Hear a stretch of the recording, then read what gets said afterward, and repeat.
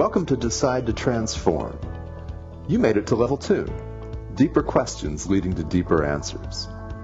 I'm Tomas Garza, and I'm here to help you decide to transform. I'll be setting the pace for the process to support your unfolding.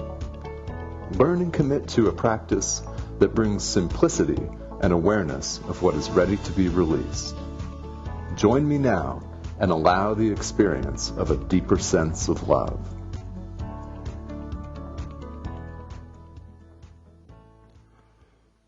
Welcome. Hello, and this is Decide to Transform. Welcome to the show. I'm your host, Tomas Garza, and I hope that everybody had a very happy Thanksgiving and that you are enjoying the start of the holiday season. For some of you, that may have already begun. And this is the second ever episode of Decide to Transform. The debut show was last week, and I hope that some of you were able to catch that here on Om Times Radio. If you were not, that is available currently on the YouTube channel for Om Times Radio, where you can view that in its entirety. And that was a great deal of fun. We have a really powerful and hard-hitting show for you today.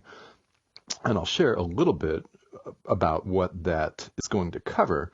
December 3rd is a very special day in my life. It's for strange reasons that may not seem obvious at first. Today, the 3rd of December, is the 6-year anniversary of a major car accident that I had where I was T-boned at 55 miles an hour and woke up in the hospital and had to learn to walk again. That's the Cliff Notes version.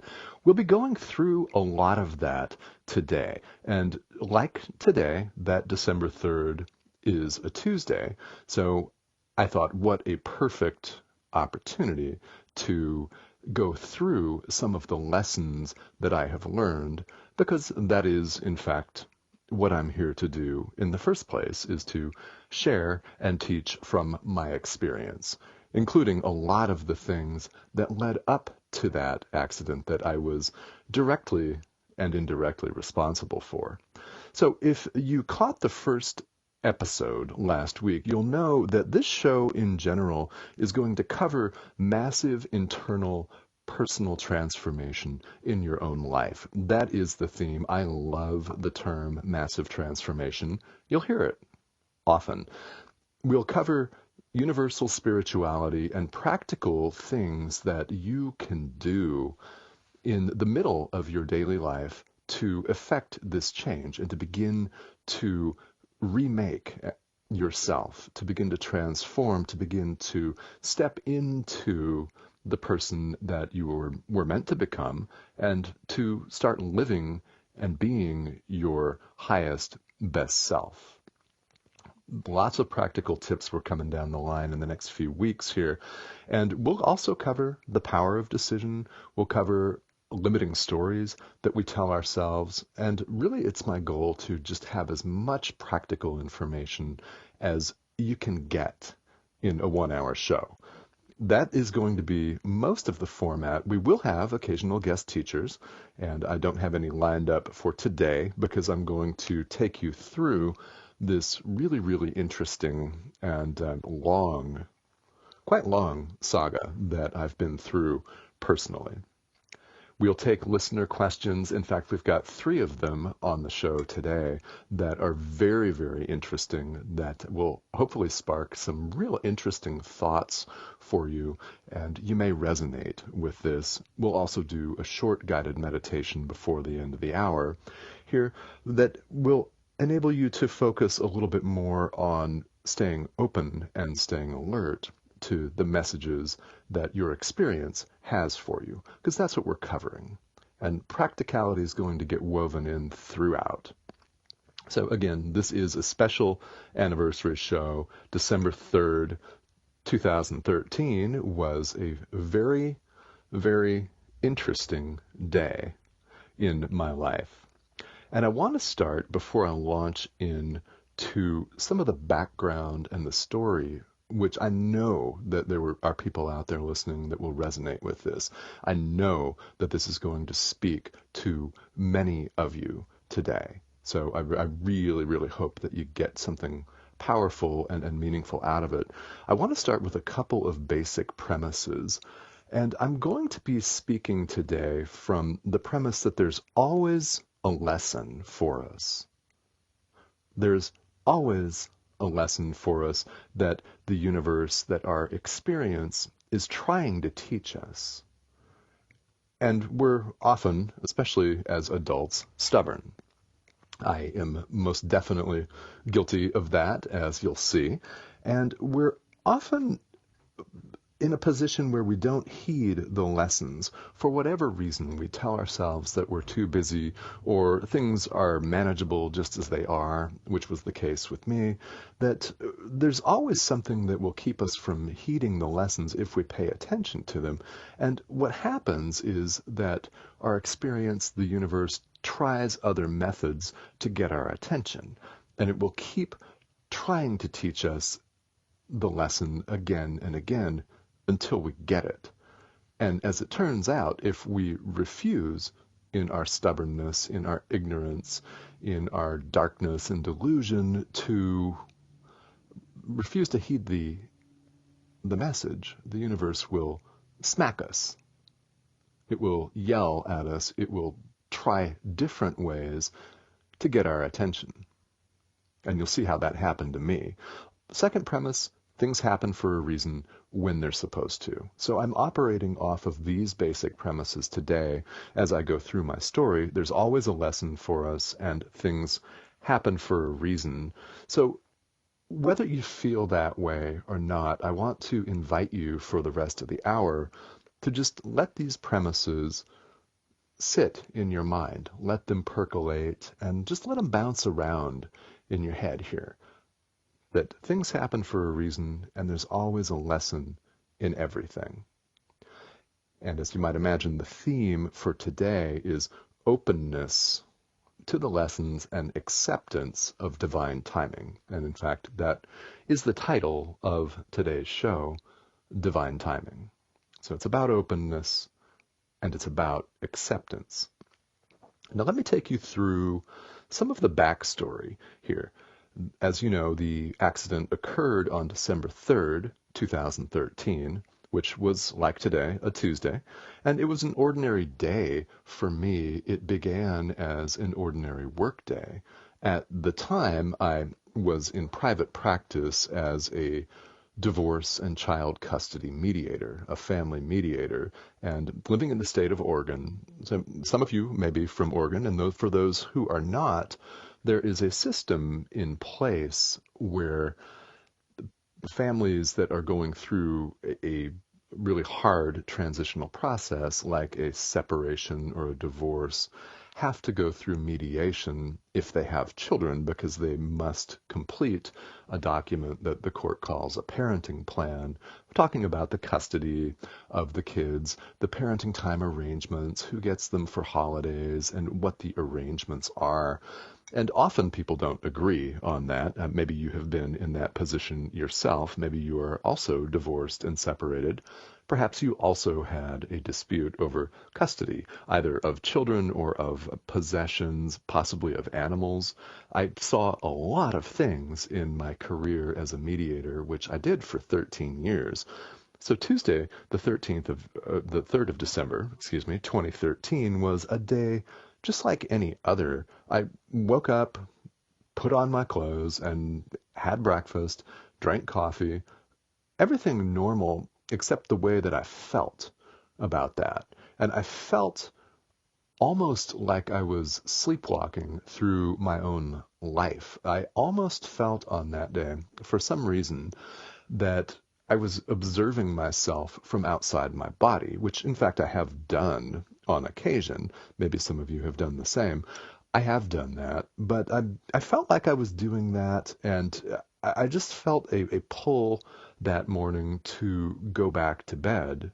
But in my own fashion, I decided to get in the car, start it, and drive to work. Now, I had to drive about 45 to 50 minutes away to a neighboring town. In the state of Oregon, the divorce and child custody mediation cases are appointed to people on a mediation roster, in other words, a panel. So I had contracts with neighboring counties and had to drive to see clients in that county. In fact, on this day, I was going to a city nearby to teach a class on parent education, parenting post-divorce, lots of stressful things. So if this conjures up images of stress and frustration and tension and anger and constriction in you, I understand completely. It was very, very difficult for me at the end of a 13-year career to practice this, because normal people that are most likely wonderful people in their own right would come into my office and they would just spew hatred at each other, at me in general. And of course they're frustrated. Of course they're angry, hurt, betrayed, and projecting that fear, which we all do as human beings. But it was very difficult after several years to sit with it. And the bottom line is that I had wanted to quit for some time. I had wanted to quit and had never been able to bring myself to do it. In fact, the furthest that I ever got along that continuum of actually resigning was drafting a series of resignation letters on my computer, and I would save them and think, okay, well, yeah, I'll come back to that later. And the reason was because I was doing well financially. This may resonate with some of you, where you may find yourselves in a job or in a career situation that pays the bills, and that more than pays the bills. It enables you to take vacations. It enables you to pay off debt, to have nice things. You may feel that you're somewhat abundant in that arena, and if you happen to enjoy what you're doing, if it happens to mesh and align with your calling and your purpose in life, then that is absolutely fantastic. But that's not always the case for all of us. And it was most definitely not the case for me. I had been dreaming of quitting as a mediator for several years, but the contracts kept getting renewed automatically. I never had any trouble in 13 years getting my contracts renewed. That was never an issue. And the pay always increased over time. And the referral stream was constant. Once I got on these panels, so to speak, these mediation rosters, the cases came to me automatically. Why? Because people are always suing people. Someone's always having a disagreement. And if there are children involved, then the court gets involved and says you must go through mediation and try to come up with an agreement. Of course, they can't force people to do that, but we were very successful. So I enjoyed a professional reputation and that sort of status, and the kind of thing that a lot of people are raised to believe in, to dream about. And that status has a lot of value to people. And early on, it had value to me until the toxicity came into play. So here I was on the 3rd of December, months after I had drafted my first round of resignation letters. In fact, I drafted more than one round and kept coming back to the theme, but kept going back for the money, essentially, and for the comfort and the security of knowing that I was going to get a steady paycheck at some point, and everything was going to be just fine. I was going to maintain my house. I was going to maintain the lifestyle that I had gotten used to. But the problem was that it was bringing me down. It was eating me alive, and I began to notice after several years that I needed to take more frequent vacations, that I needed to prioritize my self-care. And I did that. I just didn't do it enough because I just kept my head down and my mind focused on the one day at a time, one case at a time, one conversation at a time, which has wisdom. It does. It has wisdom. It has value. But when you find yourself in a position where you're ignoring the universe screaming at you, then that can become an issue. And it did most definitely become an issue for me. And the work had me really deeply depressed, which I didn't know at the time, but it was depressing. And it, in fact, it is depressing. If you've been through a divorce, you know that it is not the greatest, most happy, wonderful, loving time in your life. It's stressful, it's painful, and it brings up a lot of baggage, a lot of things that we all need to release and let go of as human beings. So I felt kind of trodden down. I felt like I had the look all the time of a person that hadn't slept. I looked like plowed ground.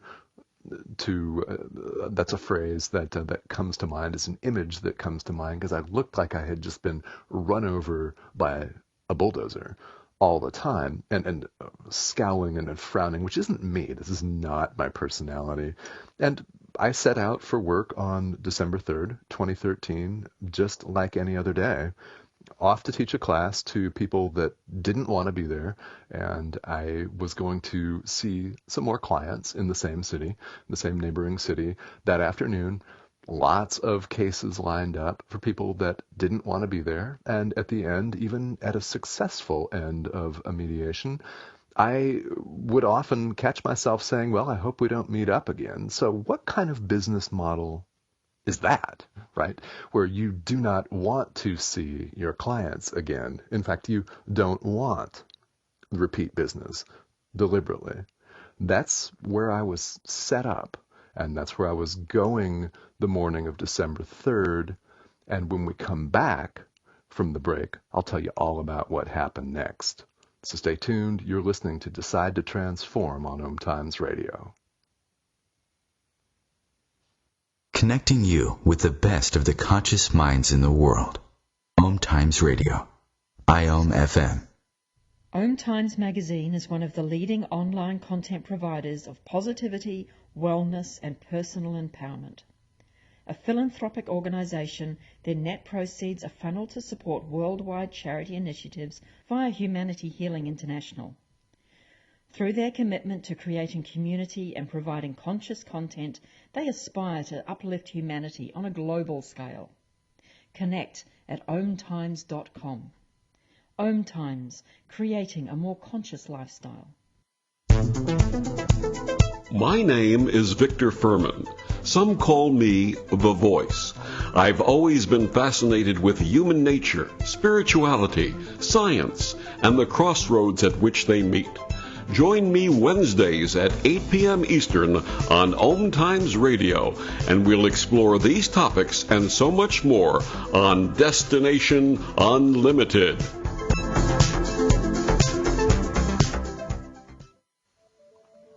Hi, I'm Tomas Garza, author of Decide and host of Decide to Transform on Om Times Radio. I want to ask you, if you want something in life, have you decided on it? If not, you'll listen to a limiting story about yourself. You will say you can't, you're too old, too young, etc. Decide to transform in life. Learn what you can choose to believe instead of your limiting stories. Decide. Available now in paperback and ebook.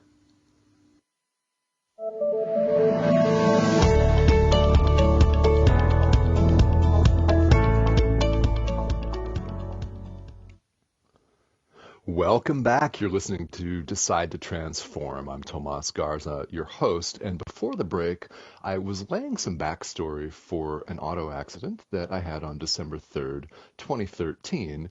And I'll go through some of that in just a moment. But I wanted to share the backstory with you because I want to start from the premise that the universe is always trying to teach us something. Right? There's always a lesson in every single experience that we have, and we have to show up and be aware of that, and we have to choose to heed that or not. And that's our choice. That is our decision to make. We can choose to heed the message or we can choose to ignore it. And if we ignore it often enough, this may happen that the universe will smack us. And in fact, it may be a violent smack. And in my case, on the way to work on December 3rd, 2013, it was getting T-boned at 55 miles an hour. Some of you may have been in an auto accident, some of you in a severe auto accident, and I'm sure that there are people listening right now who have even lost loved ones in an automobile accident. It unfortunately happens, and it happened to me. I don't remember it. But what I'm told is that I was T-boned, the other vehicle was absolutely fine, and I, in fact, woke up in the hospital. The only thing I remember from that drive to a neighboring city to go to work is getting gas. So unfortunately, I pumped a full tank of gas into the car before it was completely totaled. So I do remember that. And I also remember a brief moment where they had to peel the roof off of my car. It was a red Honda Civic, to give you a visual. And they have a machine where they extract people from crunched up automobiles. They used that to peel the roof off my car, and it peels up like a can of sardines. I remember that, and then I went blank again. And the next thing is I'm in the hospital with an auto wreck, and the funny thing is, this was really harsh. There was a ticket, an actual police ticket, on my lap that they left for me for when I woke up, because apparently I am told that I did not stop at the stop sign. Why, I don't know, because I had taken that route dozens and dozens and dozens of times. So what was different about that morning? Well, I don't know. I'll never know. And I don't know if I stopped or not because I wasn't conscious. So that's not worth arguing. That ticket I paid because it's definitely not worth arguing. How are you going to argue that? And I had friends and family that were indignant and said, are you going to argue about that? Well, no, I'm not going to. Why? Because I was unconscious, and it's the other driver's word against mine, and I couldn't speak. In fact, I couldn't breathe very easily, and I was helped, as I'm told, by a couple of people that were in the car behind me. They helped me to reposition and readjust myself so that I could breathe normally. And the door on my driver's side door was totally smashed in, and as it turns out, my acetabulum, which is a bone in your hip, was totally shattered. It's a bone that surrounds the hip joint, and the hip joint was fine. My nervous system was fine and is fine. No brain or spinal cord damage. I'm very fortunate. But I wound up having to go to Portland, Oregon, for a 6.5-hour surgery and a 13-day stay in the hospital, which was not pretty. And if you've ever been there, you will know that it's very, very difficult to have to learn how to walk again. And I found myself initially doing what I could do to stay positive. And it would work sometimes, and it wouldn't work other times, because I fell prey to the same thing that we all get caught in. We can tend to get caught in the poor me, why did this happen to me? This is a really terrible thing. Why did this auto accident happen to me? Poor me. It's victim mentality, and it's really, really easy to fall into, isn't it? We all do this. I did that, and I had to pull myself out of that. And I didn't get to really walk again for a couple of months. I had to retrain myself. So if you've ever been injured, you may relate to the sensation of having to talk yourself through basic procedures that you do every day, like going to the refrigerator and opening it without falling down. Something we take for granted every day, don't we? Unless we're injured and we have to walk ourselves through that. And that might have frankly been the weirdest thing about this entire experience, is the act of having to think through, okay, I'm going to place my right hand right here on the counter, and with my left foot I'm going to inch forward, and with my left hand I'm going to grab the refrigerator door. I'm going to brace myself with my right hand, then I'm going to gently pull. And I had those conversations with myself all the time, so I didn't fall down and re-injure myself. So there is a picture up on my Facebook page, Tomas Garza, with my hip. It's an x-ray of my hip with all of the hardware. And I just want to point out, because it's December, because it's wintertime, there is a lot of scar tissue around well, I call them my slash marks from the surgery, which it's kind of a dark humor kind of way of looking at that, to be sure, but that's what they are, and they had to go in so they could put the bone back together, and all of the hardware is still there, and so too is the scar tissue, and that will always be there. The issue is December 3rd and scar tissue, if you have some. Winter scar tissue, not elastic, it freezes up and it becomes very, very difficult. So as I sit right now, I'm seated on a comfortable couch, I'm wrapped in a blanket, and I have a hot liquid right next to me. There's a cup of tea, because it's really difficult to move. And now, happily, my wife Cindy and I are headed back to Mexico this evening. We're going to fly back. We have a beach house in the state of Yucatan where it's hot and warm, and the scar tissue can loosen up and I'll have my mobility back. But it's really not there right now. And I just want to share that. If winter's difficult for you, I totally get it. I get it because I'm living it right now. And, after the auto accident, if you've ever done physical therapy, it's brutal. If you enjoyed it, okay, great. I did not. I did not enjoy it at all. That was hard. That was very difficult. And then I was left with a decision to make that became really, really easy. And I'm circling back to the premise that there's always a lesson for us and things happen for a reason. I did not heed the call to quit my job as a child custody mediator. I really did not. And as a result, I had an auto accident on my way to work. Here's what happened. I couldn't serve my clients from the hospital because I was on some very, very heavy, very interesting pain medication that I really wanted to get off of as quickly as possible. And it was heavy duty. So you can't, conduct a mediation when you're completely gorked out. And I had all of my cases transferred to my colleagues. I had a clean slate. And I quit. That was what it took for me to get out of a situation that wasn't serving me. A massive auto accident, totaled car, totaled bone in my hip that was surgically reconstructed, and then a lifetime of difficult winters if I am not in a warm climate, which I aim to be as often as I can from October to May.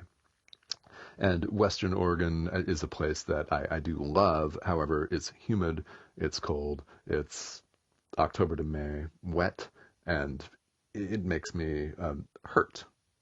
So, hence the Mexico. That's why we do what we do, and I'm grateful that I have the opportunity to do that.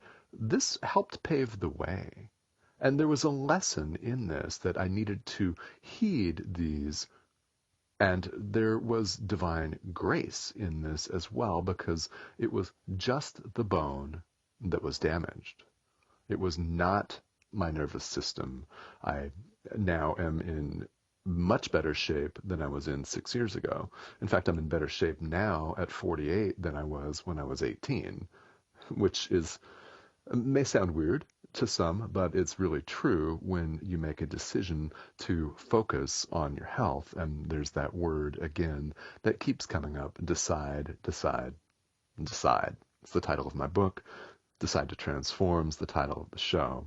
And here's the deal. The lesson for me was heed the messages. Stay alert, stay aware of the messages, and that all of this happened for a reason. And I'll explain more about that. I didn't heed the messages, got in an auto accident, and wound up in the hospital. And it seemed like a really bad thing at the time.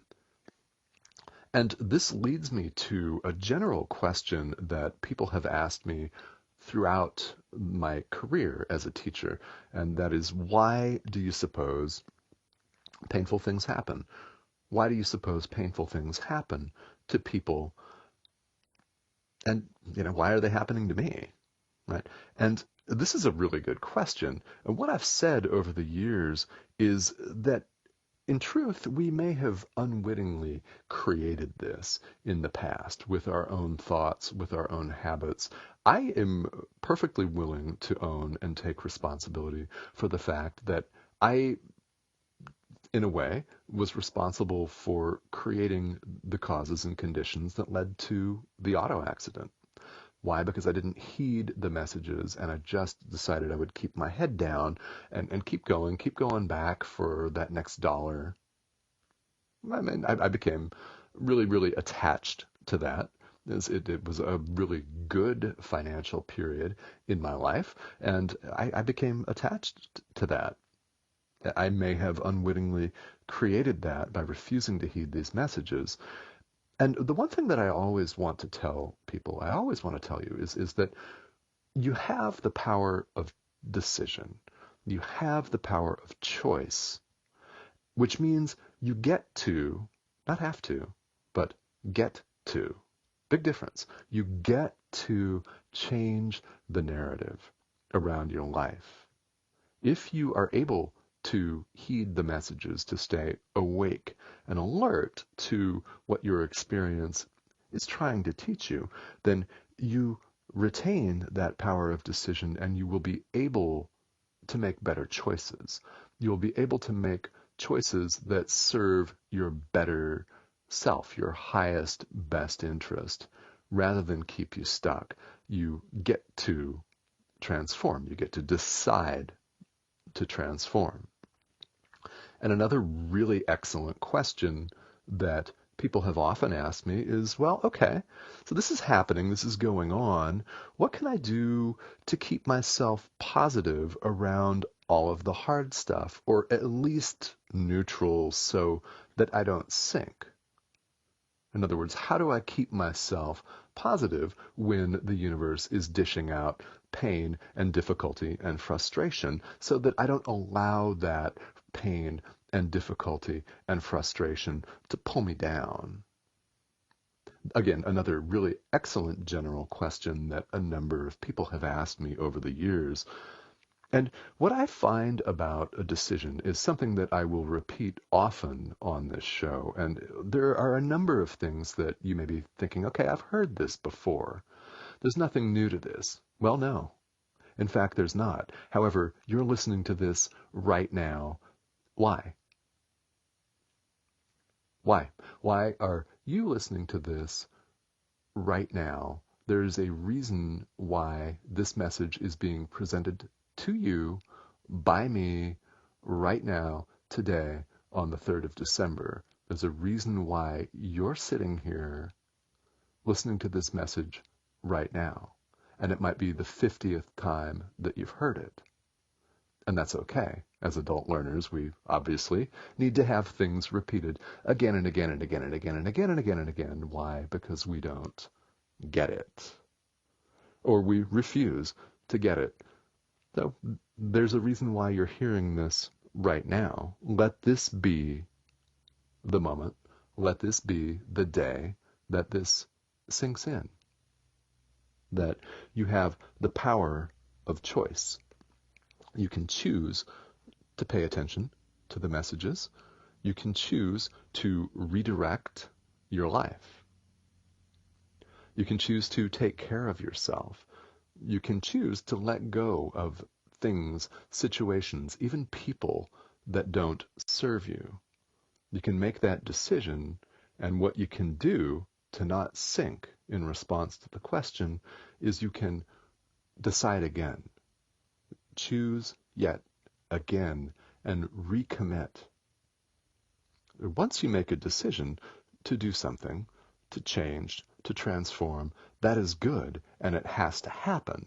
And next week on the show, we will actually be going through the power of decision and what is so critical about that, how it differs from a lot of other thought processes and choices that we could make. And we'll go through that next week. And it's about recommitting, because every moment of every day we have a choice. We have a choice to move forward or go back. And standing still is most definitely going back. It doesn't serve your internal transformation. It doesn't serve your spiritual path to stay still. In no way does that ever serve your spiritual path to listen to limiting stories and to stay where you are. That's how people begin to feel stuck, like I felt stuck, I should say. I don't feel stuck anymore, luckily and happily, but I did feel stuck as a divorce and child custody mediator. So we recommit to these decisions again and again, as many times as we can, as many times as we must, until we're on the path of transformation. And then we're faced with further choices, further decisions, and we commit to that again. It never stops. And once you get into the flow of a process of personal transformation, what happens, and what I have found, is that I come to welcome that. Making the decision again and again, it's empowering. It may be scary at first, but it becomes empowering in time.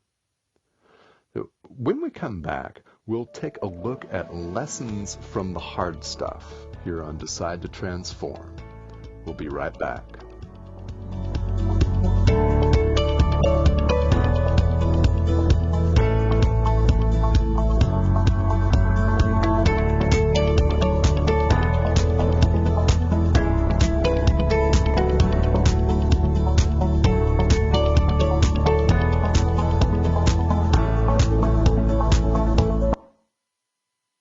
Free your mind with Om Times Radio, IOM FM. Ascending Hearts is no ordinary dating site, but a spiritual dating site with a purpose, to link you with your soulmate. We engineer the serendipity so you can trust that you will attune with someone that has the same matching vibration as you. Ascending Hearts, the conscious dating site for the spiritually aware. Try Ascending Hearts for free, ascendinghearts.com. My name is Victor Furman. Some call me The Voice. I've always been fascinated with human nature, spirituality, science, and the crossroads at which they meet. Join me Wednesdays at 8 p.m. Eastern on Om Times Radio, and we'll explore these topics and so much more on Destination Unlimited.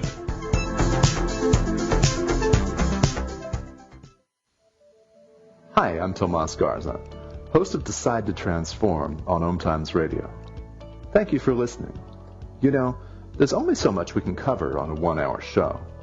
If you'd like to hear further from me, I happily offer personalized teachings.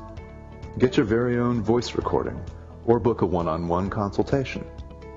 Ask a burning question and gain clarity on achieving massive transformation in your life. Details available on my website, tomasgarza.com. I'm Fidel Nshombo. I was born in a city called Bukavu in the Congo. We were a loving family, and then, boom, everything that I had disappeared in a single day. People think that when you are a refugee and they resettle you to America and all your problems are done. They don't understand that that's the beginning of everything. I was not born a refugee. I was made one. It's time we welcome refugee families with open arms. Learn more at embracerefugees.org, brought to you by the Ad Council.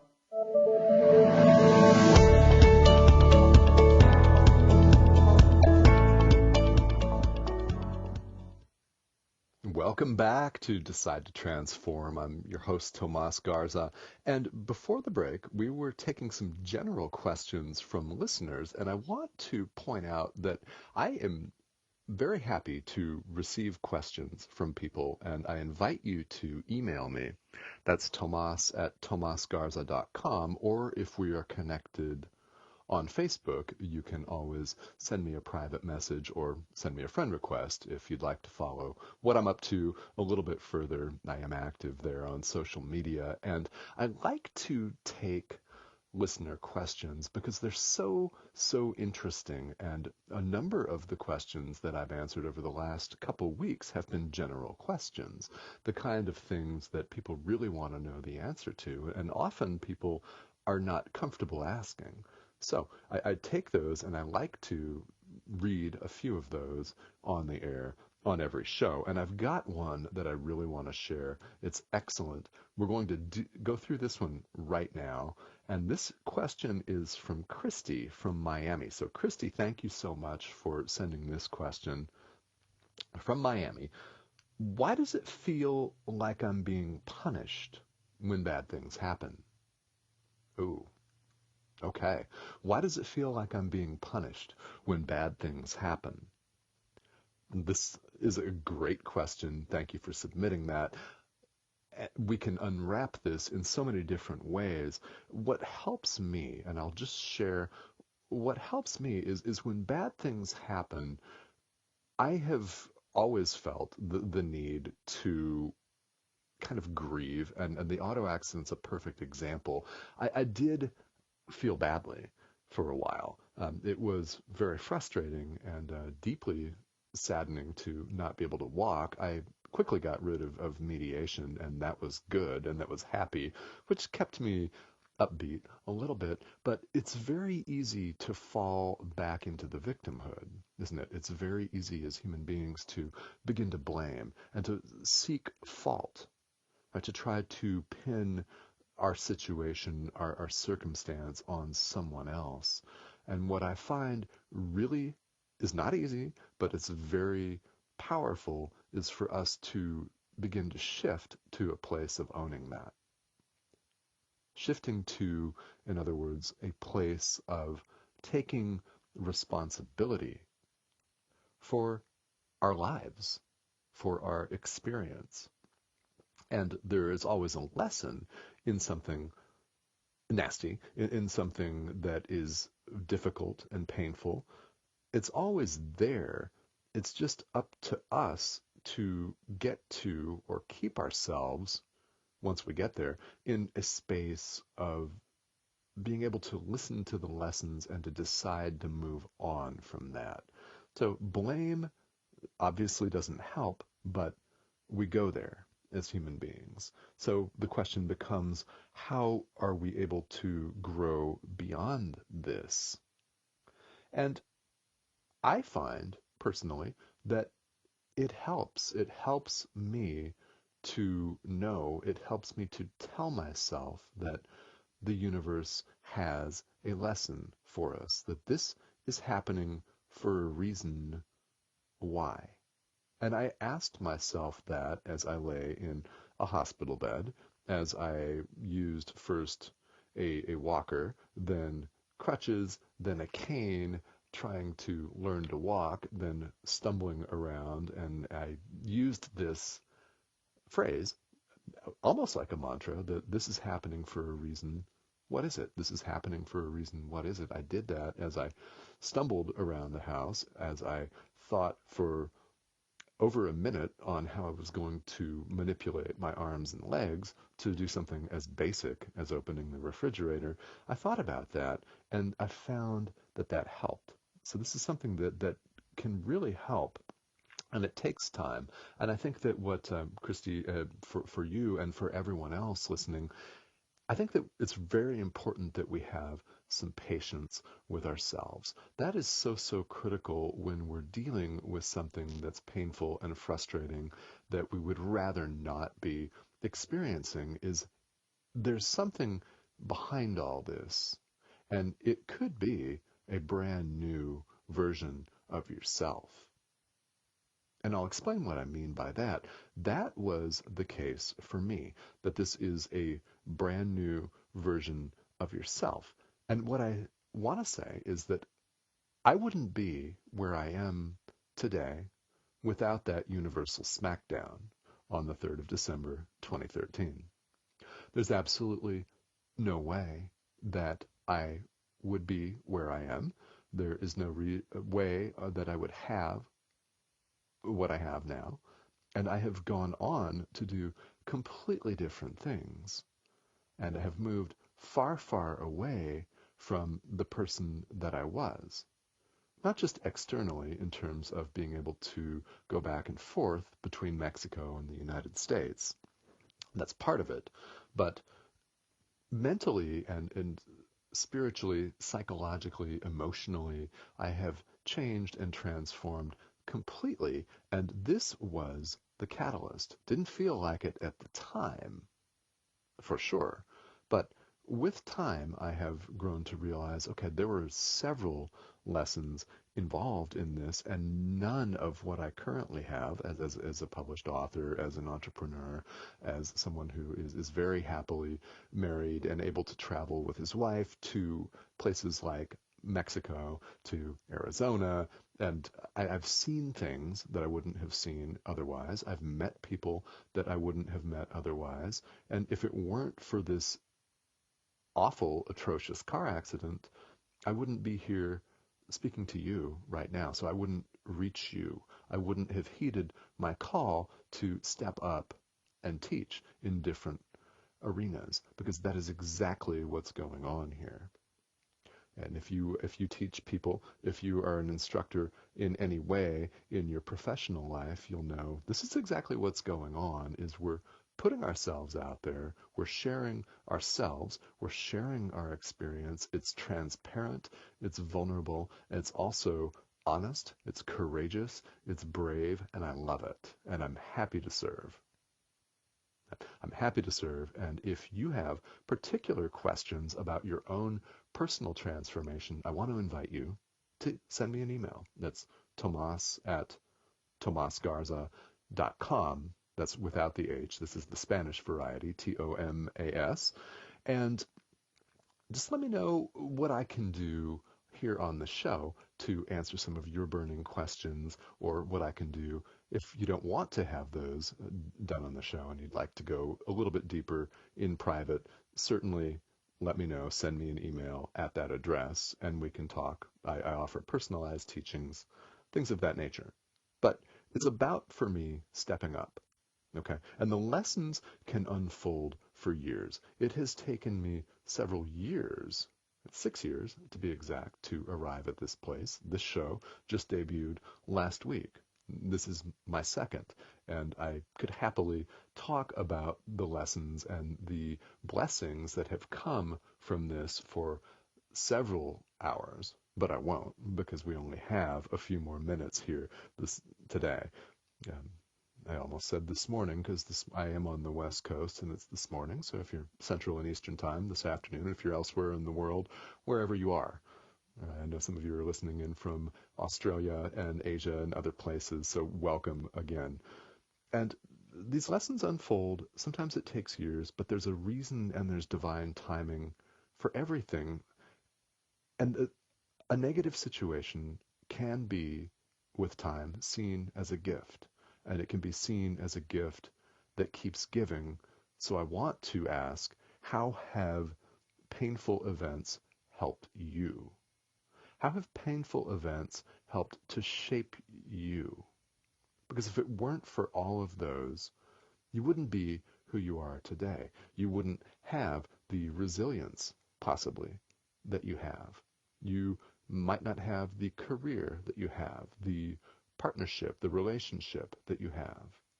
Without any of that, would you have learned these lessons, or would you have remained curled up in a ball like I was? Not necessarily physically, but emotionally curled up in a ball, hiding, and the universe sent me a car accident to wake me up, to get me to begin to pay attention. And again, how have painful events helped you? It's a choice, and it's a decision to see the positive in whatever situation it is. So let's take a few moments here, and I'd like to lead you in a very short guided meditation which will help you stay open. If you're not open right now, this is about openness. It is about acceptance. So get as comfortable as you're able right now. You may not be wrapped up in a comfortable couch with a blanket like I am, but if you are, just settle in here. And we'll do this in a few minutes here. Let's just take a moment and breathe in and just focus on your in-breath and feel the air filling your body. And on the exhale, feel the air leaving your body, the expanding and the contracting. And just for a moment, let your day just go. Whatever it is that you're thinking about, just let it go and place your attention and your awareness on your breath. And as you do, contemplate what is happening in your life. Is everything smooth and wonderful and peaceful? Or is it stressful? Are you dealing with a difficult situation, a boss, a relationship, a physical illness? Whatever it is that you're going through, just take a few moments and hold that in your mind as you continue to breathe normally. And what is life trying to teach you? What are the lessons here in your life? What is the universe trying to show you with whatever it is that you are currently going through?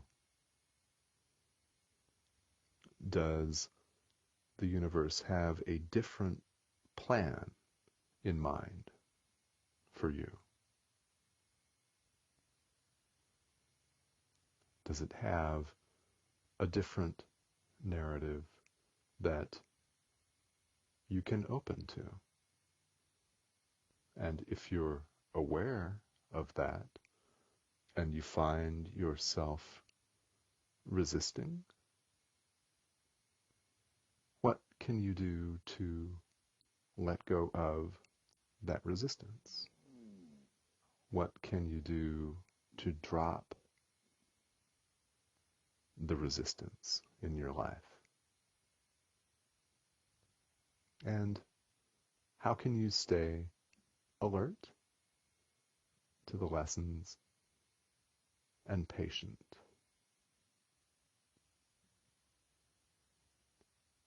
How can you stay open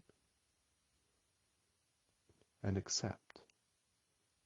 There is always a lesson for you in every circumstance, and things always happen for a reason. What is that? And take your time to come out of this brief meditation and take a couple more deep breaths in and out. And as you keep yourself comfortable, know that there are many teachers in this life, that every situation is, in fact, the teacher. Even something as violent as an automobile accident, even something as painful and difficult as a 6.5-hour surgery, scar tissue, and learning to walk again. What is life trying to teach you? Because every situation is, in fact, the teacher. And the teacher takes different forms. In fact, the form of the teacher does not matter. The teacher can be a person. It can be a thing. What is that for you? We will see you next week on Decide to Transform on Om Times Radio. Thank you for listening. Have a great day.